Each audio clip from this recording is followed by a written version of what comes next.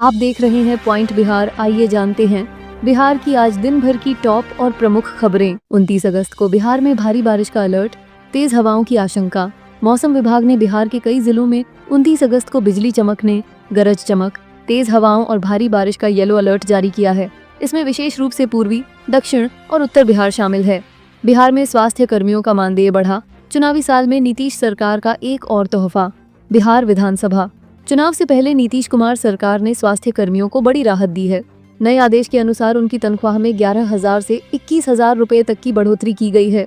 Lab तकनीशियन और x ray तकनीशियन का मानदेय 37,000 से बढ़ाकर 48,000 कर दिया गया है, जबकि वरिष्ठ रेडियोग्राफर का वेतन 37,000 से बढ़कर 58,000 रुपए कर दिया गया। गंगा नदी समस्तीपुर में खतरे के निशान से 105 सेंटीमीटर ऊपर। भागलपुर में फिर बाढ़ का खतरा। बिहार में गंगा नदी का जलस्तर लगातार बढ़ रहा है। समस्तीपुर जिले के मोहनपुर प्रखंड में गुरुवार सुबह नदी खतरनाक स्तर से 105 सेंटीमीटर ऊपर पहुंच गई, जिससे पास के ग्रामीण इलाकों में विषम स्थिति उत्पन्न हुई है और लोग अपने घरों को छोड़कर सुरक्षित स्थानों की ओर भागने लगे हैं। भागलपुर में भी गंगा का जलस्तर चेतावनी स्तर को पार कर गया है, जिससे वहां एक बार फिर बाढ़ की आशंका गहराने लगी है। अयोध्या से जनकपुर तक सीधी ट्रेन की कवायद शुरू। भारत नेपाल अधिकारी जल्द ही करेंगे बैठक। अयोध्या से बिहार के जयनगर होते हुए नेपाल के जनकपुर धाम तक साप्ताहिक डायरेक्ट ट्रेन सेवा शुरू करने की तैयारी शुरू हो गई है। मधुबनी जिले के जयनगर में भारतीय रेलवे, एसएसबी और कस्टम कमिश्नर सहित अन्य विभागों के वरिष्ठ अधिकारी मिले और सुरक्षा तथा यात्रा सुविधाओं का जायजा लिया। अब नेपाल के संबंधित अधिकारियों के साथ संयुक्त बैठक तय की जाएगी, जिसमें ट्रेन का रूट और परिचालन विवरण फाइनल किए जाएंगे।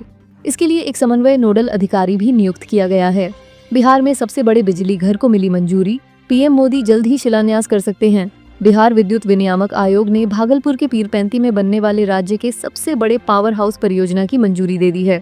इसमें 3 इकाइयां शामिल हैं, जिनकी कुल क्षमता 2,400 मेगावाट है और बिजली की दर 6 रुपए 5 पैसे प्रति यूनिट निर्धारित की गई है।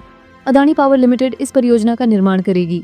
संभवतः प्रधानमंत्री नरेंद्र मोदी 15 सितंबर को पूर्णिया दौरे पर इस बिजली घर का शिलान्यास कर सकते हैं। अमृत भारत एक्सप्रेस ट्रेनें बिहार के 8 स्टेशनों से चलने की तैयारी। रैक में 16 बोगियां होंगी। बिहार में रेल यातायात को और सुगम बनाने के लिए अमृत भारत एक्सप्रेस ट्रेनें राज्य के 8 प्रमुख स्टेशनों पटना, मुजफ्फरपुर, समस्तीपुर, गया, पूर्णिया, दानापुर इत्यादि से संचालित की जाने वाली हैं। ट्रेन के रैक में 16 बोगियां होंगी, जिनमें 8 स्लीपर और 8 जनरल कोच शामिल होंगे। फिलहाल समय सारणी और मार्ग को लेकर एनओसी अनापत्ति प्रमाण पत्र की प्रक्रिया अंतिम चरण में है। प्रक्रिया पूरी होते ही समय सारणी जारी कर दी जाएगी। ये ट्रेनें बड़ी महानगरों जैसे इंदौर, सूरत, आनंद विहार, बेंगलुरु आदि से भी जुड़ेंगी, जिससे कंफर्म टिकट मिलना आसान होगा। बिहार एनडीए में सीट बंटवारे का खेल शुरू। चिराग की पार्टी बोली, हमने भाजपा को अपनी चाहत बता दी। बिहार विधानसभा चुनाव को देखते हुए एनडीए में सीट शेयरिंग की प्रक्रिया शुरू हो गई है। केंद्रीय मंत्री चिराग पासवान की पार्टी लोजपा रामविलास ने भारतीय जनता पार्टी को अपनी सीटों की इच्छा स्पष्ट रूप से बता दी है। जमुई से सांसद अरुण भारती ने कहा कि उनकी पार्टी 43 से 137 सीटों के बीच चुनाव लड़ना चाहती है। हालांकि अभी तक सीटों का आधिकारिक बंटवारा नहीं हुआ है। आपसी सहमति बनने के बाद ही इसकी घोषणा की जाएगी। भागलपुर में खुलेगा केंद्रीय विद्यालय, बनेगा खेल स्टेडियम। भागलपुर के गोराडीह अंचल में सुपर स्पेशलिटी अस्पताल परिसर की लगभग 5 एकड़ जमीन पर केंद्रीय विद्यालय खोलने की योजना बनी है। साथ ही इसी इलाके में 20 एकड़ में प्रमंडलीय खेल स्टेडियम का निर्माण भी होगा। इस स्टेडियम में 15 तरह के खेलों की सुविधा मिलेगी, जिनमें फुटबॉल, क्रिकेट, कबड्डी, बास्केटबॉल और स्विमिंग शामिल हैं।